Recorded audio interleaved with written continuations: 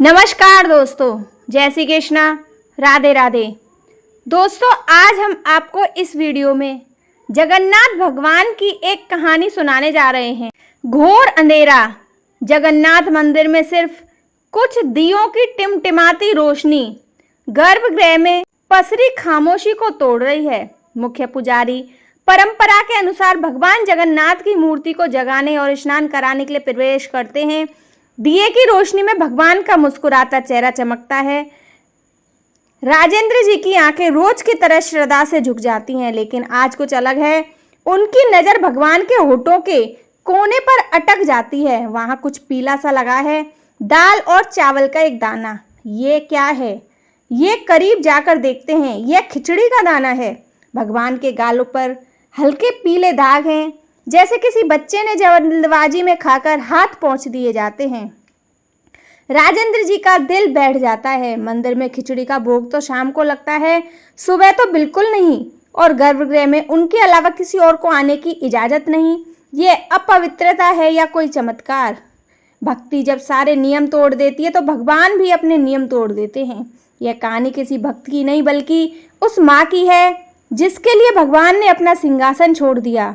जरा सोचिए, भगवान के होठों पर खिचड़ी कैसे पहुंची? कौन था वो जो भगवान के जगन्नाथ के द्वारों के पार पहुंच गया?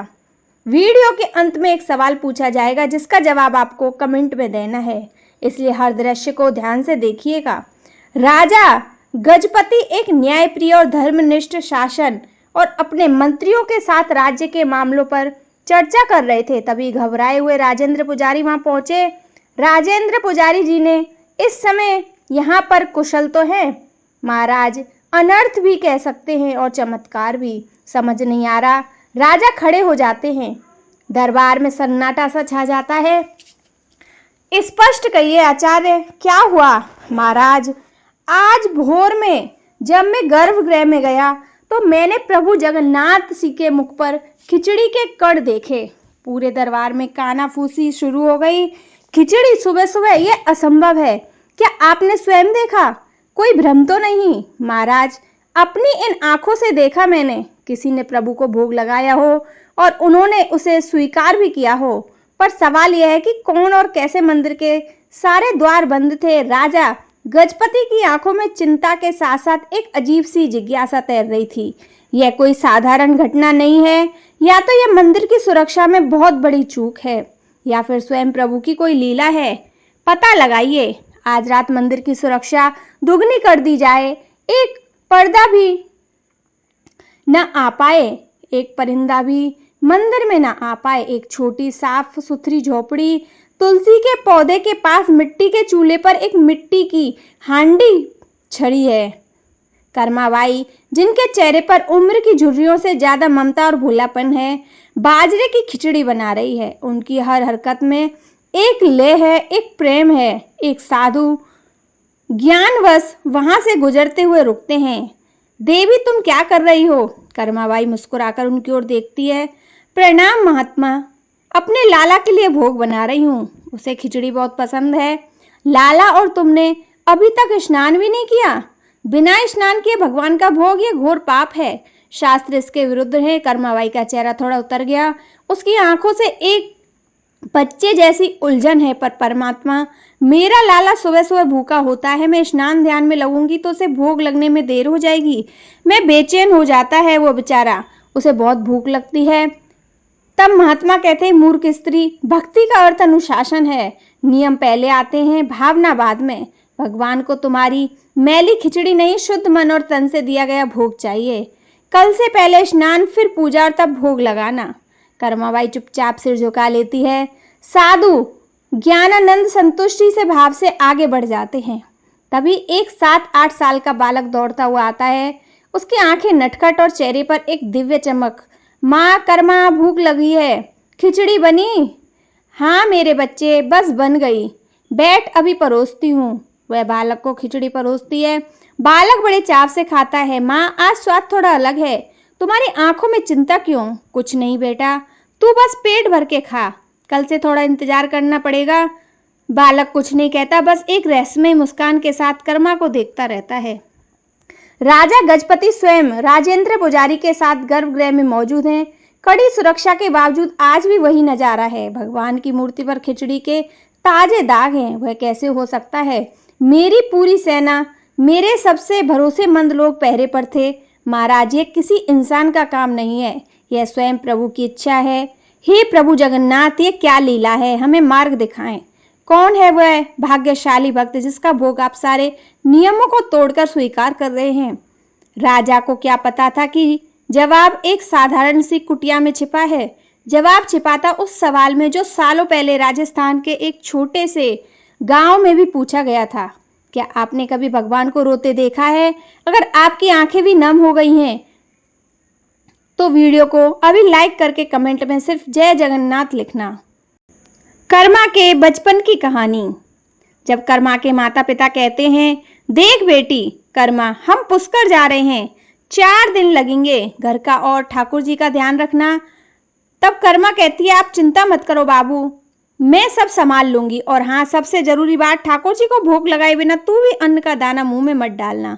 जी बापू, मैं रोज अपने हाथों से भोग लगाऊंगी। माता पिता चले जाते हैं। कर्मा अगले दिन सुबह उठकर बाजरे की खिचड़ी बनाती है। एक कांसे की थाली में खिचड़ी, ऊपर से ढेर सारा घी और गुड़ डालकर वह उसे भगवान श्री कृष्ण की छोटी सी मूर्ति के सामने रखती है। प्रभु भोग लगाने के लिए तैयार हैं। मैं जरा गाय को चारा डालकर आती हूँ, आप खा लेना, भूख लगी होगी आपको। ये काम करके लौटती हूँ, थाली वैसी की वैसी रखी है। अरे आपने खाया नहीं, क्यों? क्या खिचड़ी अच्छी नहीं बनी या गुड़ कम रह गया? वह थाली में और गुड़ मिलाती है, फिर इंतजार करती है, कुछ नहीं होता। शाम को जाती है। कर्मा को अब भूख भी लग रही है। उसकी आंखों से आंसू आ जाते हैं। प्रभु, आप ऐसे क्यों कर रहे हैं? आप नहीं खाएंगे तो मैं भी नहीं खाऊंगी, मैं भूखी मर जाऊंगी। बापू ने बोला है कि आपके बाद ही खाना खाना है, खा लीजिए ना। उनका भोलापन, उनका हट और उसके आंसू गर्भगृह में पत्थर की मूर्ति को भी पिघला देते हैं। एक दिव्य प्रकाश फैलता है। मूर्ति में स्वयं भगवान श्री कृष्ण एक बालक के रूप में प्रकट होते हैं। कर्मा उन्हें देखकर डरती नहीं, बस मुस्कुराती है, जैसे उसे पता था कि वो आएंगे। रोती क्यों है कर्मा? बस पर्दा लगा दो, मैं चुपचाप भोग लगा लूंगा। अरे इतनी सी बात है, पहले कह देते ना प्रभु, आप भूखे रहते ना, मैं उपवास करती। कर्मा अपनी ओढ़नी से पर्दा करके उन्हें अपने हाथ से खिचड़ी खिलाती है। भगवान पूरी थाली साफ कर देते हैं। राजा गजपति गहरी नींद में हैं। उन्हें ये एक सपना आता है। सपने में भगवान जगन्नाथ स्वयं उनके सामने खड़े हैं, पर उनका चेहरा उतरा हुआ है। प्रभु, आपने दर्शन दिए, मैं धन्य हो गया, पर आप चिंतित क्यों हैं? मुझसे कोई भूल हुई है? राजा, तुम्हारी व्यवस्था बहुत अधिक है, पर एक समस्या हो गई है। आज्ञा दें प्रभु। पुरी में मेरी एक माँ रहती है कर्मा, वो रोज सुबह मुझे बड़े प्यार से खिचड़ी खिलाती थी। मुझे उसके हाथ की खिचड़ी खाए बिना चैन नहीं मिलता। राजा हैरान है, पर किसी ज्ञानी ने उसे पूजा पाठ के चक्कर में उलझा दिया है। अब वो स्नान ध्यान करके भोग बनाती है। भूख के मारे मेरा बुरा हाल हो जाता है। जब तक भोग मिलता है मुझे मंदिर का आने का समय भी हो जाता है, तो मुझे जल्दी जल्दी खाकर हाथ मुंह पहुँचकर यहाँ आना पड़ता है, इसलिए मेरे मुख पर दाग रह जाता है। राजा गजपति की नींद टूट जाती है। वे पसीने से भीगे हुए हैं। उनके चेहरे पर आश्चर्य और भक्ति का मिला जुला भाव है। कर्मा राजा के सैनिक और मंत्री पुरी में कर्मा नाम की महिला को ढूंढ रहे हैं। वे कर्मा बाई की कुटिया तक पहुंचते हैं।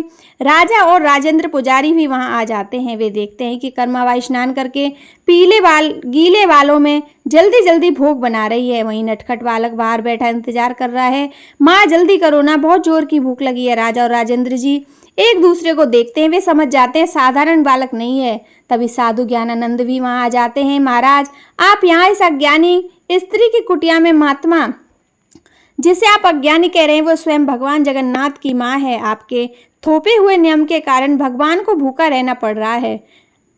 ज्ञानानंद का चेहरा शर्म से झुक जाता है। उसे अपनी भूल का एहसास होता है। वह दौड़कर कर्माबाई के पैरों में गिर पड़ता है। मुझे क्षमा कर दो माँ, मैं शास्त्रों का ज्ञान, प्रेम का मर्म ना समझ सका। आपकी भक्ति की सच्चा शास्त्र है। आप जैसे पहले करती थी वैसे ही अपने लाला को भोग लगाएं। कर्माबाई उसे उठाती है। उनकी आंखों से कोई गुस्सा नहीं, सिर्फ ममता है। महात्मा, आप सही थे, पर मेरा लाला वो बच्चा है, वो नियम नहीं सिर्फ माँ का प्यार समझता है। राजा गजपति और राजेंद्र पुजारी हाथ जोड़कर यह सब देख रहे थे। उनकी समय बीतता गया। कर्माबाई अब बहुत वृद्ध हो गई थी।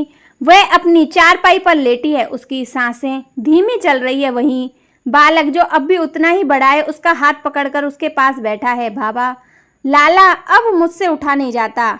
आज खिचड़ी कैसे बनाऊं? तू भूखा रह जाएगा। तू चिंता मत करो माँ, तुमने मुझे जीवन भर खिलाया, आज मैं तुम्हें अपने हाथ से खिलाऊंगा, जहाँ तुम्हें मेरे लिए कुछ बनाना नहीं पड़ेगा। कर्माबाई मुस्कुराती है, शांति से अपनी आंखें बंद कर लेती है। उसकी आत्मा शरीर छोड़ देती है। मंदिर में कोहराम मचा है। भगवान जगन्नाथ की मूर्ति की आंखों से आंसुओं की धारा बह रही है। पत्थर की मूर्ति रो रही है। राजा गजपति और राजेंद्र पुजारी भागे भागे आते हैं। वे एक दृश्य देखकर कांप उठते हैं। प्रभु, यह क्या हो गया? हमसे क्या अपराध हुआ? राजा गजपति समझ जाते हैं। वे हाथ जोड़कर प्रार्थना करते हैं। रात को राजा को फिर स्वप्न आता है। भगवान जगन्नाथ एक छोटे बच्चे की तरह सुबह सुबह कर रो रहे हैं। राजा, मेरी माँ चली गई, मेरी कर्मा माँ मुझे छोड़कर चली गई। अब मुझे सुबह सुबह प्यार से खिचड़ी कौन खिलाएगा? अब मैं किसका इंतजार करूंगा? राजा की नींद खुलती है। उसकी आंखों से भी आंसू बह रहे हैं।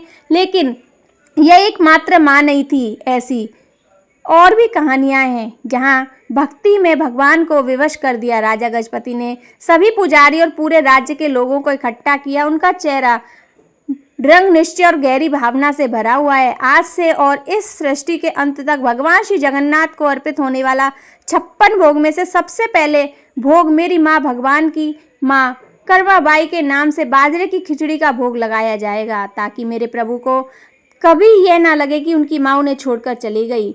उनकी माँ अब यही है, हम उनके दिलों में, और इस परंपरा की हमेशा ध्यान रखना। और इस तरह एक साधारण किसान की बेटी अपने निश्चल प्रेम और भक्ति से जगन्नाथ जी की माँ बन गई। आज भी जगन्नाथपुरी में हर सुबह दुनिया के सबसे शक्तिशाली भगवान अपनी माँ के हाथ की खिचड़ी के लिए एक बच्चे की तरह इंतजार करते हैं, और उन्हें हर सुबह रोज बाजरे की खिचड़ी का भोग लगाया जाता है। तो दोस्तों, आपको हमारी ये कहानी कैसी लगी? जय श्री कृष्णा, राधे राधे, जय जगन्नाथ भगवान की।